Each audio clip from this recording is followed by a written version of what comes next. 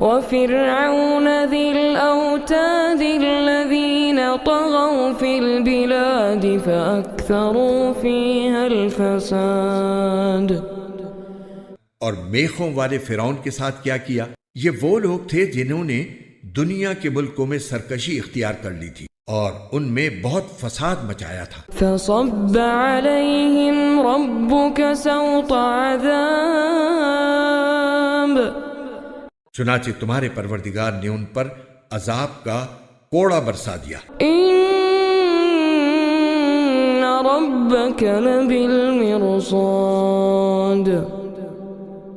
یقین رکھو تمہارا پروردگار سب کو نظر میں رکھے ہوئے ہے۔ فَأَمَّا الْإِنسَانُ إِذَا مَا ابْتَلَاهُ رَبُّهُ فَأَكْرَمَهُ وَنَعَّمَهُ۔ لیکن انسان کا حال یہ ہے کہ جب اس کا پروردگار اسے آزماتا ہے اور انعام و اکرام سے نوازتا ہے فَيَقُولُ رَبِّي أَكْرَمَنِ، تو وہ کہتا ہے کہ میرے پروردگار نے میری عزت کی ہے۔